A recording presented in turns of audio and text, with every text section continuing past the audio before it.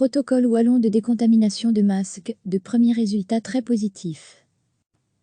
En plus de vouloir mettre en place une filière de production de masques, la Wallonie a lancé l'élaboration d'un protocole scientifique de décontamination des masques chirurgicaux et FFP2. Il est coordonné par l'Université de Liège. Il associe 3 entreprises et 2 centres de recherche. 6 méthodes de traitement sont testées en parallèle. Willy Borsu, le ministre wallon de l'économie, explique « On doit vraiment pouvoir disposer rapidement des masques, rapidement et de façon sécurisée scientifiquement. » Et donc, cette course contre la montre passe par une idée assez simple, qui est le fait de pouvoir réutiliser 2 fois, 3 fois peut-être même plus son propre masque, dès l'instant où il a été décontaminé d'une façon évidemment, qui est certifiée en termes de santé publique, et aussi dès le moment où les qualités du masque ne sont pas altérées par les traitements. On met sur la table plusieurs possibilités. Puis on va tester chacune de ces possibilités.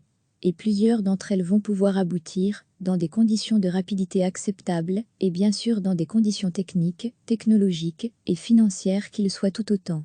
Le professeur Éric Aubruge de l'Université de Liège précise « Il faut développer des stratégies différentes en fonction des infrastructures de soins. Un hôpital dispose déjà de matériaux, une maison de repos n'a peut-être pas de matériel, mais peut-être accueillir un dispositif plus petit. Donc on est venu avec 6 dispositifs, qui offrent ces possibilités de s'adapter au terrain. L'Asie, une société liégeoise spécialisée en applications laser, a proposé 2 des techniques testées. Axel Kupiziewicz est son directeur. Ce sont 2 technologies basées sur les UV, une technologie qui est plus continue, et une technologie qui est le laser impulsionnel. La technologie laser, on l'a fait en collaboration avec la société Optec Mons, et la technologie plutôt continue, on l'a fait avec Aseptic Technology qui est à Gembloux. Les UVC sont connus pour l'effet germicide, donc on tue la plupart des germes.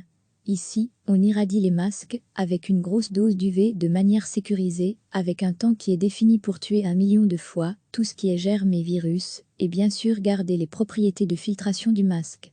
Les tests de filtration ont montré qu'il n'y avait pas de détérioration des propriétés de filtration du masque. Donc c'était déjà un gros point. Et le deuxième, sur la partie germicide, avec l'Institut Pasteur, on a pu démontrer qu'on avait de très hauts taux d'abattement, jusqu'à 1 million de fois. Le dernier test, c'est la semaine prochaine, sur le Covid. Là, on est assez optimiste, parce que d'habitude, les virus sont plus faciles à détruire que les bactéries. En fait, c'est l'ensemble des premiers résultats des tests effectués sur les différents dispositifs qui est très encourageant, comme le confirme le professeur Éric Aubruge. Après un traitement, donc un cycle de décontamination, les méthodes testées, qui sont le traitement par UV, la chaleur sèche, ce qu'on appelle une méthode de surface de plasma, mais également le peroxyde d'hydrogène, ces méthodes respectent l'intégrité et la performance du masque, et diminuent la charge microbienne. Ce que nous devons continuer à faire, c'est bien étudier le comportement des micro-organismes sur ces masques en fonction des traitements, répéter les traitements sur les mêmes masques, pour voir jusqu'à combien de cycles on peut aller pour maintenir l'efficacité du masque. Il y a déjà des méthodes qui peuvent être appliquées très rapidement. D'ici la fin de la semaine, on peut avoir un protocole à proposer à l'Agence fédérale des médicaments. Le ministre wallon de l'économie, Willy Borsu, pointe encore « Notre motivation première, c'est l'urgence, mais, en même temps, nous nous sommes dit que ces processus-là pourraient aussi être utilisés ultérieurement, moyennant adaptation bien sûr, pour la décontamination de masques, ou peut-être d'autres produits par rapport à d'autres virus, par rapport à d'autres maladies. » Et puis, il y a une dimension solidarité. On sait combien d'autres parties du monde ont beaucoup moins de moyens que nous en Europe ou dans les pays occidentaux.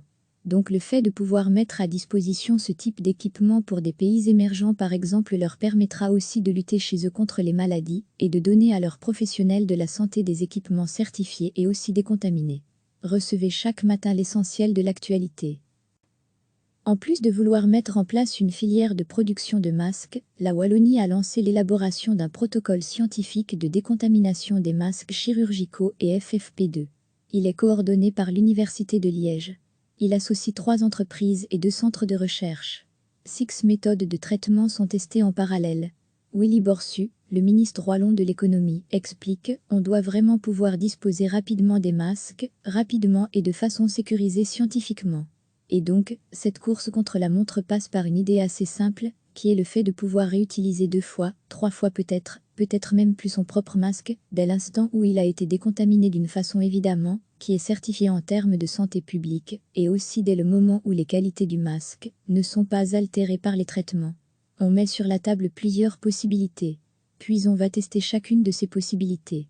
Et plusieurs d'entre elles vont pouvoir aboutir, dans des conditions de rapidité acceptables, et bien sûr dans des conditions techniques, technologiques et financières qui le soient tout autant.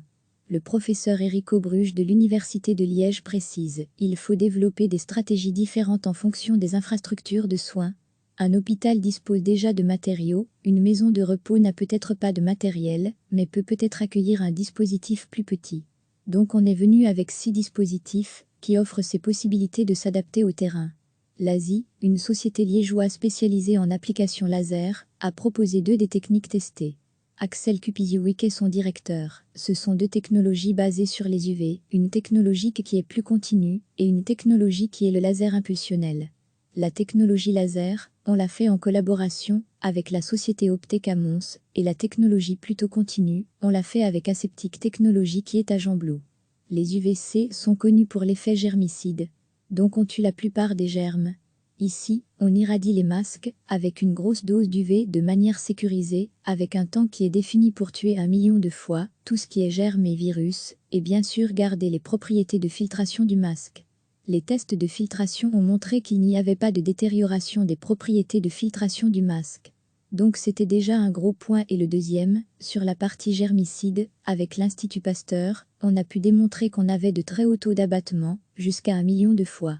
Le dernier test, c'est la semaine prochaine, sur le Covid. Là, on est assez optimiste, parce que d'habitude, les virus sont plus faciles à détruire que les bactéries.